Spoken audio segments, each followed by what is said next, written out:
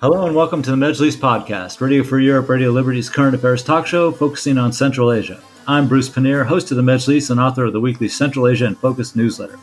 The Central Asian presidents just finished their summit in Dushanbe. The summit came at a time of great uncertainty in Central Asia. The ripple effects from Russia's full-scale war on Ukraine are changing the geopolitical landscape in Central Asia, even as climate change has already started affecting the physical landscape of the region as well. There was certainly much to talk about in Dushanbe. So what did the Central Asian presidents discuss, and what was not discussed during their meeting? Was there any progress at the summit?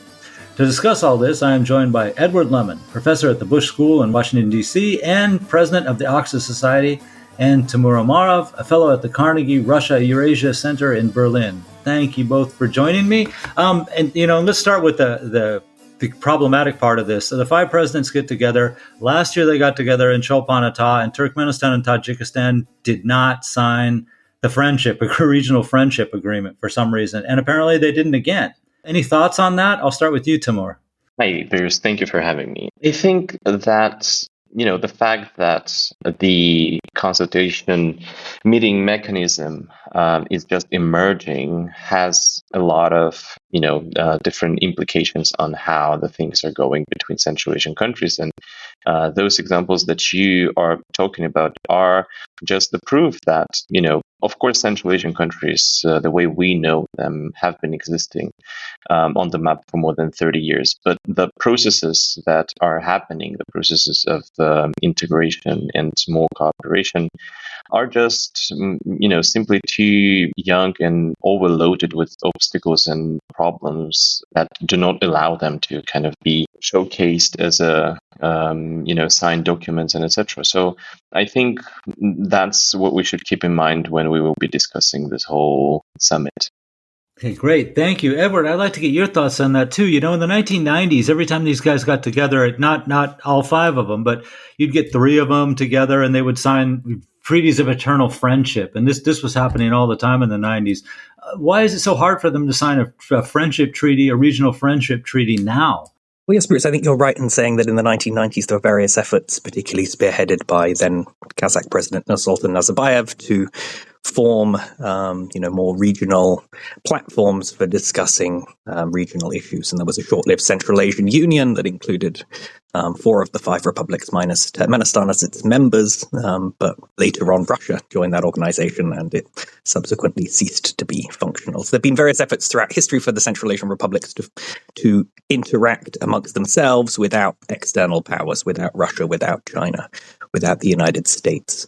And they've always faced barriers, as Temur said, particularly tensions between countries in the region. Historically, Tajikistan and Uzbekistan had very tense relations. More recently, Kyrgyzstan and Tajikistan have had a number of border conflicts, particularly flaring up in April 2021 and September 2022, which have led to regional tensions. And so I think, this latest summit, although there has been progress, and we can talk about that in terms of trade and investment and security cooperation between the Central Asian republics, I think there's still those lingering distrust and a lack of will on the part of certain countries in the region, certain heads of state in the region, to really invest in building stronger regional ties. Okay, thanks. And let me get back to you with this question then. Security, of course, this is a perennial when these guys get together. It was when they were meeting in the late 1990s. It has been since they started meeting again 4 or 5 years ago. It's pretty much always centered on Afghanistan. But it seems like, the external threats are not really the threats anymore, right? I mean, it's pretty much domestic or regional, interregional. You mentioned Kyrgyzstan and Tajikistan, right? Those seem to be the security threats. So what is, when they talk about security threats, what are they talking about now?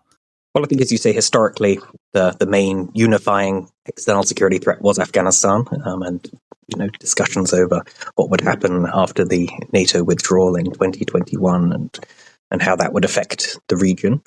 I think underlying all of this, and we can talk about this maybe later, is the looming threat of Russia. And of course, Russia is concerned that the Central Asian republics don't form too much regional cooperation insofar as it could be a balance against their influence in the region. But I think, Tokayev's statements about the Central Asian republics needing to take more ownership over their regional problems is a sign that this is in part, this regional integration is in part, or certainly going to affect Russia's influence in the region. But in terms of security threats, as you say, a number of the security threats that are regional security threats are posed by different states within the region towards each other. So, of course, discussing those on a regional level is more problematic and more difficult. And we saw, obviously, a meeting between Sergei Japarov, the president of Kyrgyzstan, and Emomali Rahmon, the president of Tajikistan today, or yesterday, in fact, on the 14th. And certainly they talked about the need to delimit borders and build more friendly relations, but I don't see any concrete outputs or outcomes of those meetings. Okay, yeah, thank you. And also thank you for bringing up the topic of Russia. Temur, I was looking at the speeches that were being given yesterday, Tokayev's speech and Mirziyoyev's speech and some of what Rahman said. And I even did a word search on Russia and could not find Russia anywhere. They seem to have done everything they could to avoid even mentioning the name. Is that surprising? Does that tell us anything? I wouldn't say that it's surprising, actually, because, as we all know, Russia's presence in Central Asia has been, dominant for many reasons. And this is a fact that even the isolated and weakened Russia still has a lot of interest and a lot of influence in the region. And most importantly, Russian political elites have ties to Central Asian political elites. So I would be surprised if the potential risk from the north would have been labeled as, Russia threat or any problems that have to do with the new circumstances, geopolitical situation, the economic, positioning of Central Asian countries with sanctions, etc., would have been labeled as problems that we have because of Russia, because Russia has ears in the region everywhere, and I'm sure that even behind closed doors, the presidents and other officials would have been afraid to call the problem by its name. So this is actually not surprising, and it actually shows how kind of difficult and challenging it is for Central Asian countries, even when they are exclusively meeting in the combination without external actors, if we don't consider Azerbaijan to be, someone who is listening to what's being said and then transfers it to Russia. But I'm not sure this is what kind of Central Asian countries are thinking about. Anyway, it just shows how challenging it is for Central Asian countries, even when they're meeting exclusively by themselves, to discuss the problems that exist without kind of trying to use a very careful language. Mm-hmm, thanks. And Edward, I'd like to get your thoughts on that too. Is there some subtext here, or should we read something into the fact that they were afraid to even pronounce the word Russia at this summit? Well, I think as Timur said, they've often danced around, and a lot of the proclamations and the statements are pretty vague, and the outputs and outcomes of these consultative meetings, of which this is the fifth, this was a process that began in 2018 at the behest of President Mirziyoyev of Uzbekistan. And, since then, if we're honest, although it's positive, I think, for the region that the presidents are meeting to consult with one another on regional issues, there haven't been too many concrete outputs. In fact, the outputs we've seen that have advanced regional cooperation have been more at the bilateral level, agreements to reopen border crossings, visa-free regimes, trade agreements between Tajikistan and Uzbekistan to hold bilateral military exercises, for example. And so I think, this consultative body, which has avoided becoming anything more institutionalized, and it's a very informal platform that meets once a year at the head of state level, has, done so, I think, and adopted that more informal approach because of that concern about how Russia would react to the Central Asian president's forming their own regional organization modeled on ASEAN or something like that, which people have talked about as a potential model for all of this. So I think Russia lingers in the background of all of this, but I'm not surprised they don't openly discuss it because they, as Timur said, they have important relations with Russia, and in fact relations. Certain aspects of the relationship with Russia have actually strengthened since the full-scale invasion of Ukraine in February 2022. So certainly Russia remains an important actor. Okay, thanks. What about border delimitation? Almost all the countries still have some of this process going on right now. Did the Kyrgyz-Tajik conflict kind of sour this? It's now a taboo subject, and we don't bring it up at regional summits. Well, I think it was in the readout of the meeting between Japarov and Rahmon that they discussed border delimitation, but I don't think there was any, at least from the public messaging, there was any concrete progress in that regard. I think something like a third of that border is still not being fully delimited, and there's still sporadic violence occurring across that border, and those tensions that have flared up and killed hundreds of people at this point, mostly civilians, continue to exist. And I don't think yesterday's meeting will change that. And I think there's still, unfortunately, a looming threat of conflict on the Tajik-Kyrgyz border. Is this, and I'll let both of you answer this, but I'll start with you, Edward. Is this kind of surprising? You would think that if there was, people have been trying to figure out who could mediate this. Russia's offered, no one has seemed to have much interest in that. But it seems like this is kind of since it's a regional issue, and something that no one in the region wants to have sticking out there, that this would be something that they would possibly, this is a chance to do some mediation or at least offer some help in that. Or why is this so difficult for them? Any thoughts?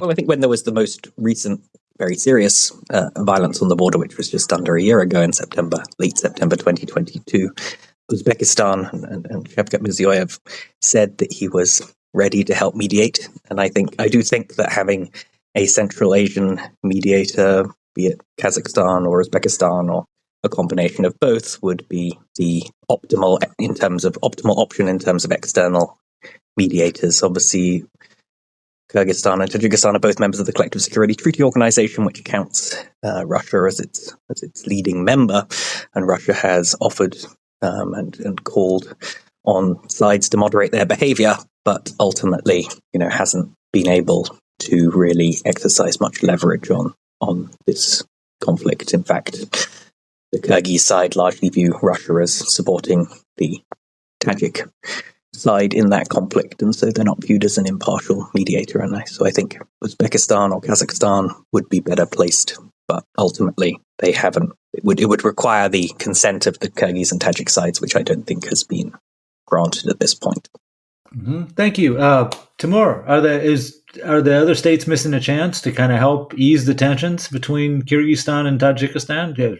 Any reason why they wouldn't suggest maybe that they're open to mediation, or this could be a topic at the summit? Should be a topic at the summit. I think it would have been a topic of the summit if the summit was really about, if it was specific. Right now, the summit itself, it's called consultative meetings, and it's very vague. It's all over the place. Presidents are talking about everything and nothing at the same time.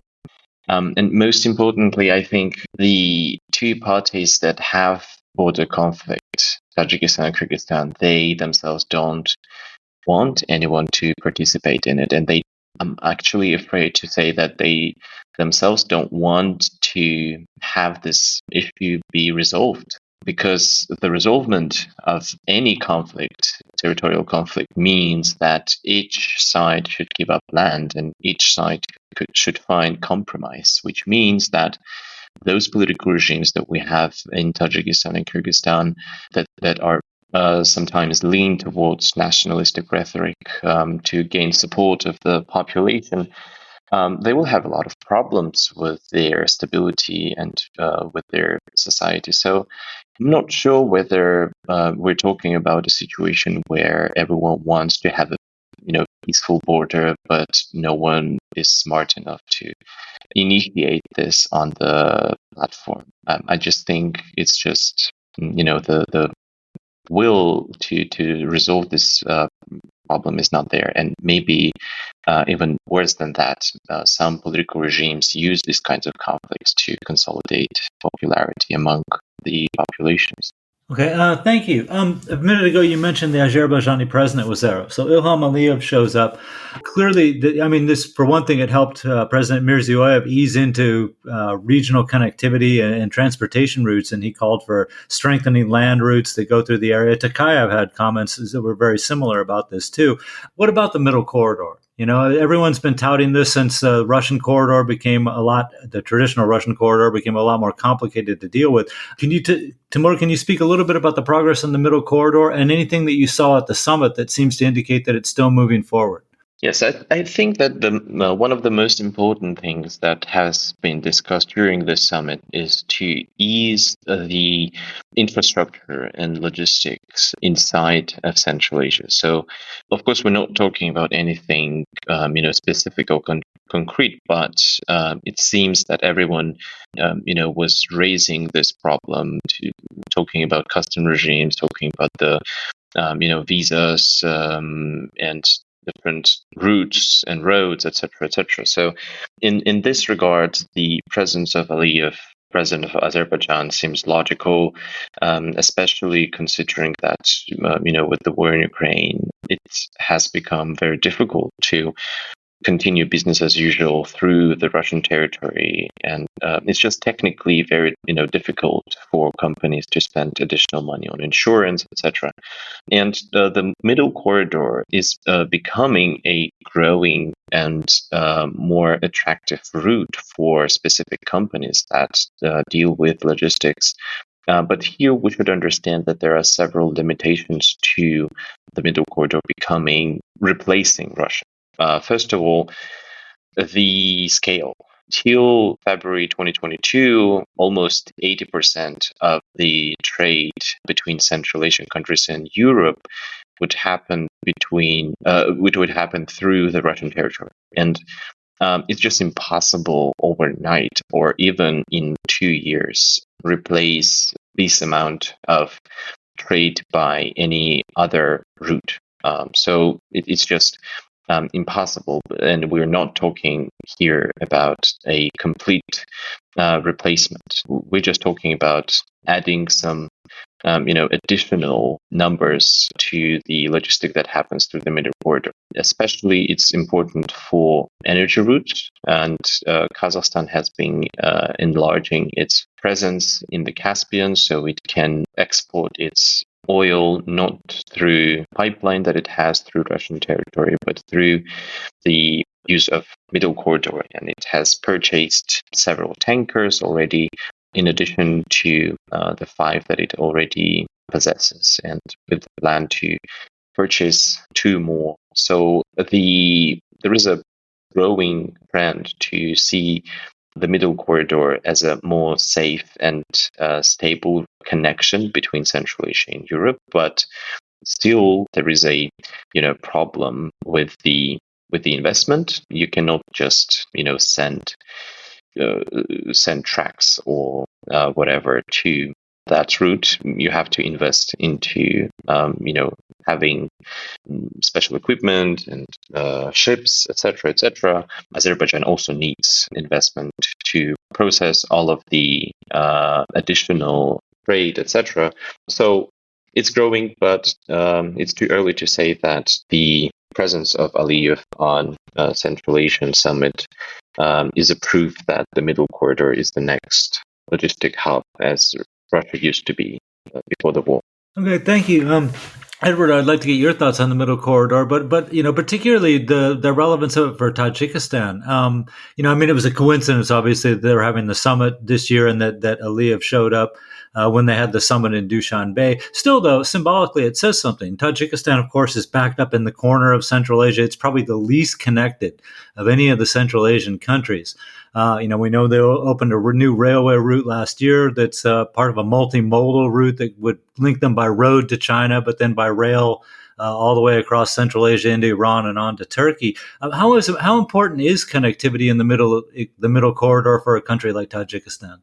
Well, I think, as Timur said, it's important for the entire region, and I think we should keep in the back of our mind that this initial the impetus behind this push towards greater regional integration, which particularly came after Mirziyoyev came to power in Uzbekistan in 2016, was primarily economic. Right? Mirziyoyev came into power, and Uzbekistan had adopted quite an isolationist foreign policy and had difficult relations with multiple external powers for many years under the previous president, Karimov. And Mirziyoyev's Central Asia First foreign policy was driven primarily by a desire to overcome some of the challenges of being a landlocked state. And of course, all the states in the region are landlocked, which of course means that their only ability to trade is via overland routes that have all of the difficulties that Timur has discussed in terms of capacity, in terms of existing transport networks, roads, railways, shipping lanes, etc., etc.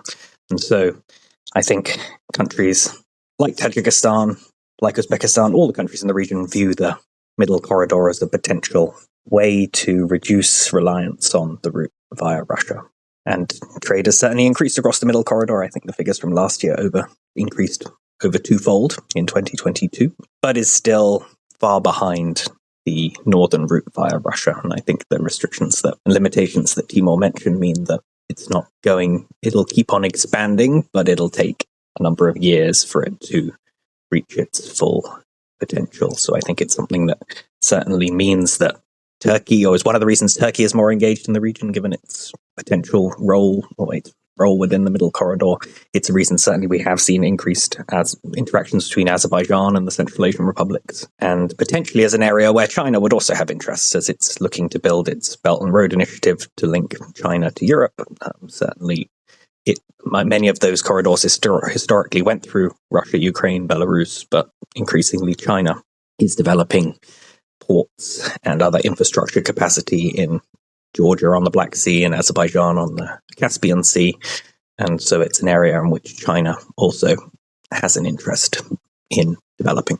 Okay, thank you. And a reminder, we're talking about the recent Central Asia Summit in Dushanbe, and my guests are Temur Umarov, a fellow at Carnegie Russia-Eurasia Center in Berlin, and Edward Lemon, professor at the Bush School in Washington, D.C., and president of the Oxus Society.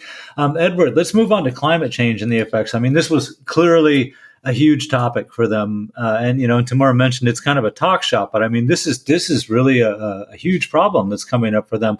Water, for instance. Can you kind of, for sake of our audience, explain the situation with water recently and where we're headed with this and the problems it presents for Central Asia regional cooperation? Well, I think the region is particularly susceptible to climate change. And in the past year, at differing times, we've had historic cold weather. In the winter, a very cold snap hit the entire region in January, but then a few months later we had historically high temperatures, even before spring had begun. We've seen droughts, we've seen various natural disasters, and so I think the effects of climate change will be and are already becoming very evident in the region. They're driving individuals and farming communities to protest against the central government, particularly during the drought in Kyrgyzstan and Kazakhstan last year. And they're also driving some of these border issues we've been talking about. Certainly, we've seen in some research I've been involved in Bakhem province on the Kyrgyz side of the border conflict, people saying that they no longer see it as a viable place to live, not only because of the conflict with Tajikistan, but also because of climate change leading to a lack of water, making farming not an option anymore. So we're seeing increasing internal migration within the region. We are seeing increasing conflicts over scarce water resources, particularly water that's shared across borders. So I think, climate change is cross-cutting. It's having economic, social, and security impacts in the region. And so certainly it's, again, part of this agenda, and it's certainly a threat that can only be addressed regionally, right? It's a transnational issue. So hopefully there can be more progress. But as we've already discussed, this consultative meeting hasn't really produced anything concrete. So you didn't see anything from the meeting that suggested that maybe they were on the edge of some kind of progress? I didn't see anything from anything that I read. Maybe Timur saw other evidence. It seems the agreements that came out and the progress that was made was more in the fields of connectivity and infrastructure, as we said, and in fields of a statement about the adoption of a regional youth policy, for example. But climate, I didn't see any concrete progress on climate change beyond it being on the agenda and something that was discussed. Okay, thanks. Temur, and your thoughts on climate change, and I want to mention at this point that, we all saw what happened with Kyrgyzstan and the Kirov Reservoir when which is essentially just dried up. But when they informed Kazakhstan that they just didn't have any more water to send to Dushanbe province, a lot of people connected the semi-border closure that followed within 48 or 72 hours as being Kazakhstan's response to Kyrgyzstan cutting off the water, which doesn't bode too well for cooperation in the future. I mean, how problematic is this going to be? And do you see any reasonable suggestions come out at the summit?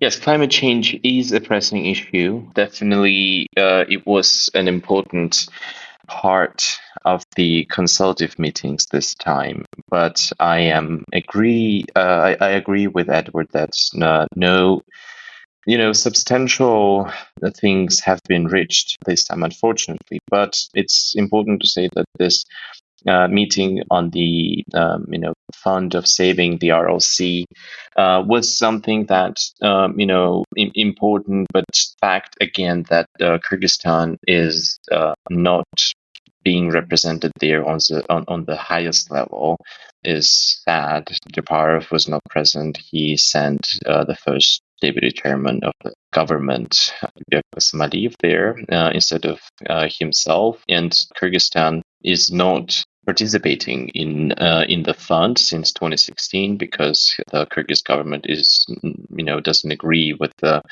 overall actions of the fund, and this time the Central Asian countries were not successful into dragging Kyrgyzstan back to this format. So I cannot say that the amount of problems that we have in climate are being faced by Central Asian leadership. I just think that Central Asian leadership even today see ecological and broadly climate problems as something that next generation would have to deal with, and considering that authoritarian regimes tend to be very short-sighted and think about maximum the current presidential term or the nearest 5 years, I think that no one really believes that this would be a problem that might become a main issue for the stability of their political regimes. And I think this is a huge mistake because even today we see that the temperatures in Central Asia rise on the record levels. Winters are becoming colder, and the consequences are also right there. So we have energy crisis. We have during summers also energy crisis because of the growth of electricity consumption. At the same time, we have a very old energy infrastructure in all 5 Central Asian countries, and no one has to be putting this as a priority in their domestic politics and in the collaborative efforts between Central Asian countries. So I just think it's not the priority of the current leaderships of Central Asian countries, and that is why we haven't seen anything specific during the summit. Okay, thanks. And also thanks for bringing up the RLC, because it's worth pointing out that, this was the big environmental crisis in the 1990s. And when they created that fund, they were supposed to do whatever they could to save the RLC when it still was a big body of water, and that failed miserably. So it doesn't give you much hope going forward, I suppose. Okay, let's get down to energy, because this is another big problem they're having in Central Asia. Where is there room for cooperation? Everyone's hurting, as far as we can tell, especially when winter comes. Any breakthroughs, Edward? I think, as Timur just said, the region has faced protracted energy crises. We had during the cold snap, we had Uzbekistan importing gas for the first time from Russia, despite the fact that it itself is a very large producer of natural gas. And so I think energy, and as Timur said, the confluence of increasing demand for energy as we see population growth and urban development and differing consumption habits, combined with a crumbling infrastructure that is much of which dates back to the Soviet Union, that is not fit for purpose and that is very inefficient, has resulted in these blackouts on electricity grids and shortages and communities being cut off from gas during the height of winter.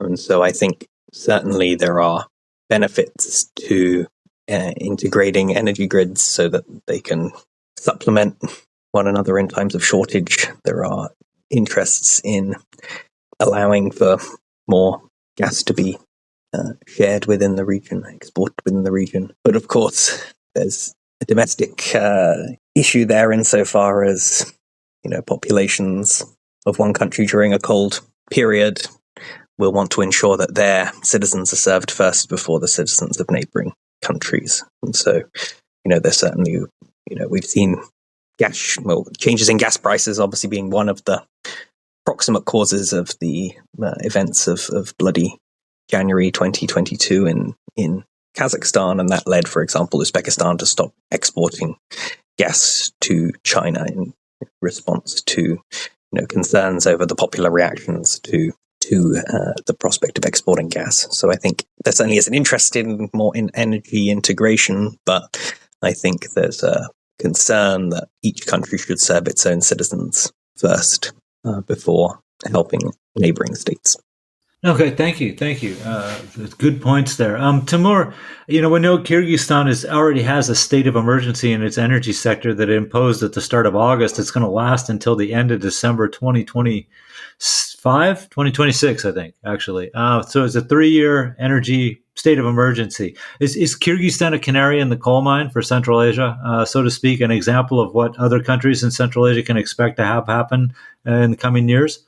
Yes, the state of emergency itself sounds very dramatic and catastrophic, but as far as I understand, the government implemented this not because the situation is kind of crucial or catastrophic, or if the government wouldn't have done it, we would have seen a kind of huge problems in Kyrgyzstan, but rather this state of emergency gives government more powers when it comes to giving or changing the owners of different assets in energy industry. So I think it's more about money rather than the crisis in energy itself. But if we talk about energy cooperation in Central Asia, you see Central Asia's infrastructure and the whole economies in the first place during Soviet times was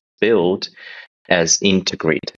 Central Asian countries actually are pretty much even today integrated and codependent. But with the collapse of the Soviet Union, all of the countries had to come up with, first of all, there was an emergency of political elites who wanted to have their financial incomes. They were thinking about their own well-being rather than the well-being of the whole populations, and it was in their favor to become more independent and more kind of isolated in a way from other Central Asian countries, so that it would have allowed them to do whatever they want inside of their economies. And till today, we still have these two contradictory factors in Central Asia's actually any sphere that you might think of, and energy is one of those. Countries' infrastructure is codependent, but at the same time you have leaderships of those countries who are not interested in being dependent on their neighbors.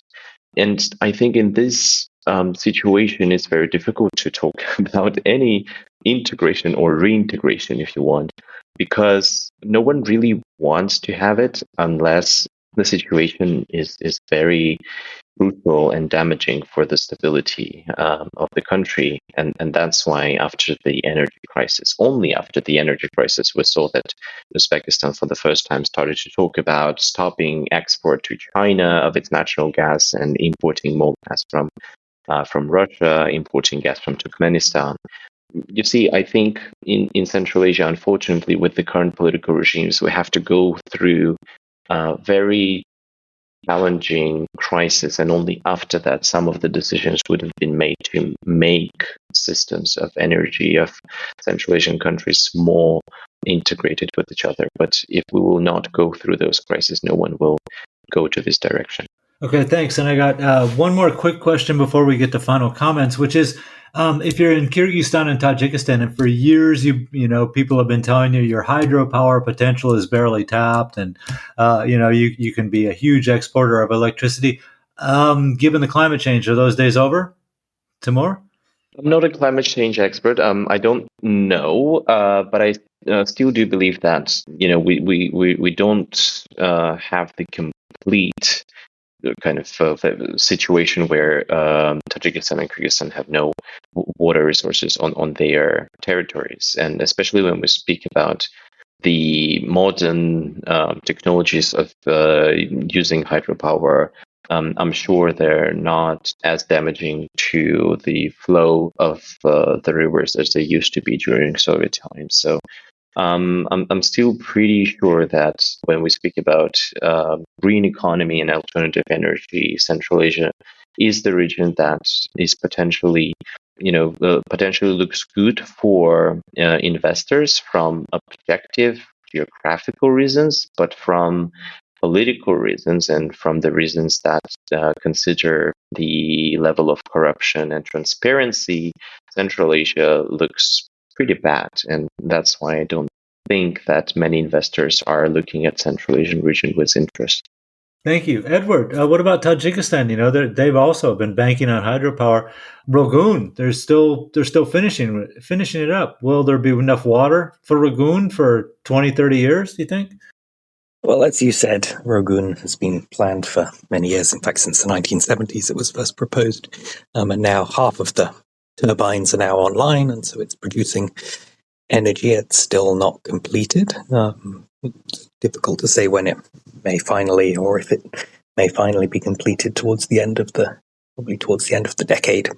My understanding is that in the shorter term, it's viable, but in the longer term, there are, given glacial melt and glacial retreat that's been taking place in the country, we are expecting lower levels of water, or lower amounts of water to be flowing through the region's great rivers, the Sirdaya and the Amudaya, in the next 20 to 30 years. So I think certainly placing all of the country's energy into hydropower alone is, of course, something that may not.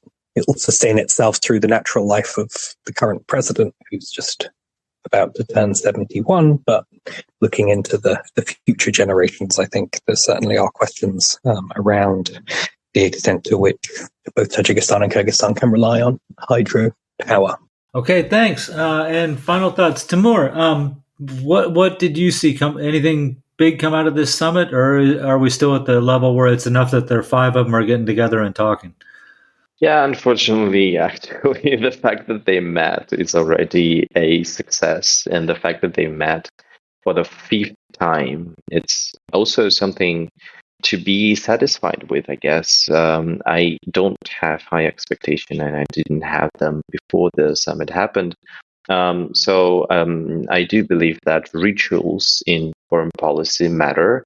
And seeing the emergence of this ritual of 5 leaders meeting every year, and with them all of the high-ranking officials of all 5 Central Asian countries getting to meet each other, discuss many different things, maybe even creating ties and creating friendship with each other. I think it's a good tendency. Okay, thank you. Edward, do you see anything notable come out of this summit in Dushanbe?